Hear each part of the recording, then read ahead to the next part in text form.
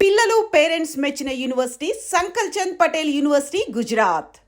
And Teja గారి topic వచ్చింది కాబట్టి తేజ గారికి ఆర్జీవి గారికి ఇద్దరు క్యారెక్టర్ ఎలా డిఫైన్ చేయగలరు? ఇద్దరు ఆల్మోస్ట్ అలాగే ఉంటారు కదా, స్ట్రైట్ ఫార్వర్డ్గా స్ట్రైట్ ఇదిగా ఉంటుంటారు కదా, ఇలా వాళ్ళిద్దరిని ఎలా డిఫైన్ చేయగలరు?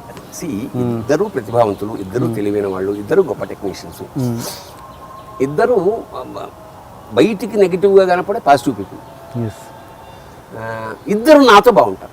ఇక నాకు ప్రపంచం ఏం చేస్తే మాకేలా. కాకపోతే నేనేమి ఆడు ఇలా చేశాడు, వీడు ద్రోహం చేశాడు ఎక్కడ వినలేదు నేను. కాకపోతే వాళ్ళ టోను, నాలిక కొంచెం బ్లేడ్లా ఉంటుంది, కసక్కన దిగుతుంది. మన వాడికి వాడు బహుశా కొట్టని వాడు నన్నేనేమో కొట్టను, అదే అంటుంటాయి. నేనంటే చాలా గౌరవం తేజకి, చాలా అంటే చాలా. నేను ఒక్కనే అతను తిడతా, అందరికీ తెలుసు ఆ విషయం. ఎలా ఉన్నాడే దుర్మార్గుడు అని ఫోన్ చేశా, నవ్వుతున్నాడు గోడెట్. ఎవరిని అనుకుంటున్నావు, నీకు తెలుసా ఎవరిని అంటారు అంటాడు. సరదా అంటే బలహీనత లేని వాళ్ళు లేడు. కాకపోతే వాళ్ళు హిపోక్రసీ లేకుండా డైరెక్ట్గా బయటికి బలహీనతని ప్రస్ఫుటంగా బయటికి పెడతారు, అంతే తేడా తప్ప లేరు. వాళ్ళు అలాంటి వాళ్ళు సొసైటీలో ఉండాలి సార్. అంత ధైర్యవంతుడు. ముఖ్యంగా తేజ ఎవరినైనా ఎదిరిస్తాడు. మరి అది మామూలు విషయం కాదుగా. తప్పుంటే ఇర్రెస్పెక్ట్, ఎవడ ఎంత గొప్పవాడైనా సరే గ్యాస్ తప్పు అంటాడు. మరి అది నేను అనలేను, అంత ధైర్యం నాకు లేదు. వర్మ అంటాడు, వాడు నేషనల్ ఊపించాడు వీళ్ళంతా. సో వాళ్ళిద్దరు నాకు ఇష్టం, వాళ్ళిద్దరికి నేను ఇష్టం. ఇప్పుడు నేను ఫోన్ చేస్తే ఇమ్మీడియట్గా రెస్పాండ్ అవుతారు ఇద్దరు ఎప్పుడైనా. అంతే, వాళ్ళ గురించి పాజిటివ్గానే చెప్పాలి. మీ జీవితంలో అత్యంత బాధపడ్డ సంఘటన మీ వదిన గారు చనిపోవడం అన్నది. అది అంటే ఈ రోజులలో తల్లిదండ్రులు, కొడుకులు, అన్నదమ్ములు చనిపోతేనే పెద్దగా వారం రోజులు బాధపడి మర్చిపోతున్న రోజులు. అలాంటిది మిమ్మల్ని చాలా రోజుల తర్వాత అది వేధించింది. ఏంటి మీ వదిన గారితో ఉన్న మీ అనుబంధం ఏంటి? అంటే ఒకటి మీరన్నట్టు ఇది 40 ఏళ్ల క్రితం సంఘటన. చిన్న పిల్లలు అంటే అప్పుడు మానసిక స్థితి అందరిది అలాగే ఉండేదేమో. అందరూ అది చెప్పాక ఇందాక పక్కింట్లో వాళ్ళు ఏమైనా ఫీల్ అయితే వీళ్ళు ఫీల్ అవ్వడం. మా పక్కింట్లో ఒక ఆవిడ కృష్ణాలు పోసుకుంటే మేము అగ్గిపుల్ల కోసం అగ్గిపెట్టి తడిచిపోతే ఆవిడ మా ఇంట్లో అగ్గిపెట్టి అడిగింది.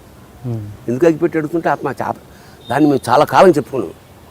ఇప్పుడు పరిస్థితి అట్లాగా అప్పుడు మేము ముందు 7 అన్నదమ్ములు, ఆడపిల్లలు లేరు. సో మా ఇంట్లో ఎప్పుడైతే ఆడపిల్లలు లేరో సహజంగా వాళ్ళ పట్ల గౌరవం ఫస్ట్ వదిన. ఇంకా మాకు తల్లి తర్వాత తల్లి. అట్లా మేము మా వదిన కూడా చాలా జాగ్రత్తగా, చిన్న పిల్ల మీ ఇద్దరం కలిసి నాకన్నా కొంచెం పెద్దదేమో, 1 ఏడాది. మేము ఏమైనా సినిమాకి వెళదాం వదిన. ఫస్ట్ షోకి ఇద్దరం నడుచుకుంటూ వస్తున్నాం, మా నాన్న వస్తున్నాడు. ఇలా నడుచుకుంటూ వస్తున్నాం. మా నాన్న ఎంత అప్పుడు 50 పైసలు టికెట్, అమర్ టాకీస్ చిలుకలు కూడా. మా నాన్న ఆఫీస్ నుంచి వస్తున్నాడు. గుండెల మా వదిన వణికిపోయింది, ఎందుకంటే చాలా సాంప్రదాయం కుటుంబం. సినిమా వెళ్తున్నాడు, చెప్పకుండా సినిమాకి వెళ్ళడం, మరితో సినిమాకి వెళ్ళడం కాదు. వచ్చి ఎక్కడికమ్మా, నేను అసలు అంటున్నాను, నేను నాకు భయం కదా. మా వదిన అదే మా దగ్గర సినిమాకి వెళ్దాం అనుకుంటున్నాను. నడుచుకుంటూ ఎందుకు వెళ్తున్నాడు, రిక్షా అట్లా అంత సంస్కారం ఉంటుంది మా. అలాంటి వదిన జనరల్గా ఏమిటంటే, మరి ఫస్ట్ టైం మీరు ఎంత ప్రేమ అంటే, మేము కాన్పుకు పెడుతుంటే మేము బట్టలు సర్దుకున్నాం ఆవిడ దాంట్లో. అది పెడుతుంది పురిటికి 3 నెలలు పడుతుంది అని స్పృహాలు మాకు. నేను మా అన్న ఇద్దరం బట్టలు సర్దేసుకుంటే మా అమ్మ తప్పురా, అట్లా వెళ్ళడం కుదరదు, అది అవుతారులే అని చెప్తే మాకు 10 రూపాయలు ఇచ్చింది. మేము ఇద్దరం లవకుశ సినిమాకి వెళ్ళాం.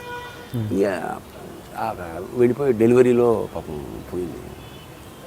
అది ఇంకా ఆ తర్వాత నాకు బాధాకరమైన సంగతి మా దేవరకొండ నరసింహకుమార్ నాకు, అంటే ఇవాళ నేను రైటర్ అవ్వడానికి ఒక కారణం. నేను వాడికి చెప్తుండే ఎట్లా అవునరా, బాగుందిరా, నువ్వు రాయిరా అంటే వాడు ఏంటంటే, నాకు వాడికి ఉన్న అనుబంధం, వాడు పడుకునేటప్పుడు పక్క వేసి ఒక చెంబు పెట్టి అంటే నేను వేగమానులా తిరిగి ఎక్కడ వచ్చినా ఆ ఇంటికి వెళ్ళి పడుకునేవాడు. అలాంటి వాడు కూడా గండిపేటలో ఈతలో నిగమాగ నిగం ఏదో గవర్నమెంట్ కంపెనీలో పనిచేసేవాడు స్టెనోగా. ఓకే. చచ్చిపోయాడు. చాలా బాధపడ్డా. చాలా కాలం అది అది అది అది ఎక్కువ మా వాడు. ఎందుకంటే రాయి ఫస్ట్ ప్రింట్ నా కవిత ఎంత బాగా రాసేవారు. అట్లా బాగా ఎంకరేజ్ చేసేవాడు అన్నమాట. కవిత్వం, సాహిత్యం అంటే వాడు పోవడం చాలా కాలం బాధ. చాలా కాలం అంటే కళ్ళు వచ్చేవాడు బతుకున్నట్టు. కళ్ళు వాడు ఉన్నవాడు. నేను వాటితో ఆర్గ్యూ చేస్తున్నాడు. అరే నువ్వు బతుకున్నావు కదా, చచ్చిపోయి ఉంటాను చెత్త నా కొడుకు అని లేచి కూర్చున్నావు అనమాట. సో ఈ ఏడాది పాటు అది వాడు నన్ను వేధించాడు. ఎలా ఈత కొట్టు చనిపోయాడు వాడు.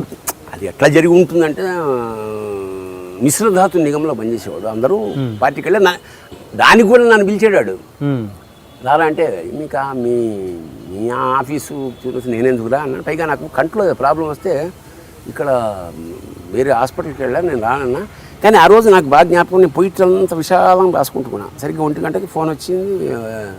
ఇట్లా ఏదో వెళ్ళాం. చూస్తే అండర్వేర్తో ఉన్నాడు. అంటే ఏం జరుగుతుందంటే ఈత రాదు. ఎవడో వీడిని ఇంతకుముందు వీడు వాడు వేసి ఉంటాడు, వీడు కూడా వేసి ఉంటాడు. ఇరుక్కుపోయాడు. సరే వేపాకులు గట్రా తీసుకొచ్చాం. వాళ్ళమ్మ మాట అంది, మేమంతా క్లోజ్ అనడానికి. ఎరా నువ్వు వాడు అలా అనకూడనమాట. నువ్వు వాడు కలిసి ఉండేవాడు కదా, నువ్వున్న వాళ్ళు ఏంట్రా అంటే ఆవిడ బాధ ఏమిటంటే కట్ చేస్తే తీసుకెళ్ళి మేమే అన్నప్పుడు వాళ్ళ నాన్న అన్కాన్షియస్ అయిపోయాడు. చిన్న తమ్ముడు నేనే కొరిగి పెట్టేవాడు. ఇట్లాగా సింహకుమార్ అనేవాడు నా జీవితాన్ని చాలా బాధాకరమైన ఒక ఫ్యామిలీ విషయానికి వస్తే ఇంకోటి, నాన్నగారు ఇక్కడ తెలంగాణలో ఫస్ట్ టైం వచ్చినప్పుడు ఏదో దొరకొడుక్కి ట్యూషన్ చెప్పేవాళ్ళంట. అక్కడ మీకు ఎప్పుడైనా మీ ఫాదర్ చెప్పేవారా అప్పుడు జరిగిన సంఘటనలు ఏమైనా ట్యూషన్కి సంబంధించి? అంటే మా నాన్న first man to come in మా ఫ్యామిలీస్ అని 1934లో వచ్చే టెంకంపేట అని ఉందట ఊర్లో. అక్కడ దొర ఓ రెడ్డి గారి అబ్బాయి అంటే అప్పుడంతా దొర గడి ఆ టైప్ ఉండేది కదా. వచ్చి ఒకరికి ట్యూషన్ చెప్పేవాడు. లేదా తర్వాత ఆయన దిగినప్పుడు ఒక సంఘటన చాలా తమాషా. ఆయన దగ్గర రూపాయి ఉంది. రూపాయి 4 పావలాలు ఉన్నాయట. సికింద్రాబాద్ స్టేషన్లో దిగాడు సామంతుడి. ఎదురుగుండా జనతా హోటల్ వెల్కమ్ ఉండదు. ఇప్పుడు దాన్ని మారిపోయింది రూపం. ఉంది, హోటల్ అయితే ఉంది. మెట్లు ఎక్కుతున్నాడు. డబ్బునే కింద అడుగుతారు కదా ముష్టివాడు. మా నాన్న జేబులో చేయబెట్టి ఢింగన పావలు వేసేట వేసి పైకి వచ్చి కూర్చున్నాడు. హోటల్ ఎట్లుంటుందంటే హోటల్ గేట్ దగ్గరే ఈ ఓనర్ కూర్చొని ఇలా చిల్లర ఇలా అనుకుంటుంటాడు. ఈ వచ్చే వాళ్ళని పోయే వాళ్ళని చూస్తుంటాడు కదా. ఇది గమనించాడు. ఎవడన్నా 5 పైసలు వేస్తాడు, 10 పైసలు వేస్తాడు. ఉన్న 4 కూడా వేసి వీడోడు అనుకున్నాడు. కట్ చేస్తే ఆయన ఒక ఇడ్లీ మా నాయన. ఇది వేరే సంఘటన. హైదరాబాద్ సికింద్రాబాద్ దిగ్గానే ఫస్ట్ ఎక్స్పీరియన్స్. అర్థమైంది. వెళ్ళి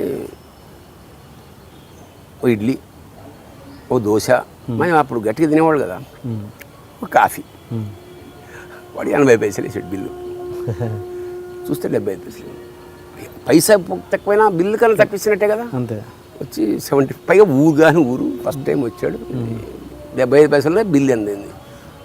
80. ఆడు ఇలా లెక్కెట్టుకుని ఇంకో 5 పైసలు లేవు. మరి ఎందుకుంటే నువ్వేమో జమీందారు బాయ్. వచ్చేటప్పుడు వాడికి పావులు వేసావు. ఎందుకుంటే అప్పుడు ఆ తర్వాత జీవితాంతం వాళ్ళు ఫ్రెండ్స్ అయ్యారు. అది గమ్మత్తు.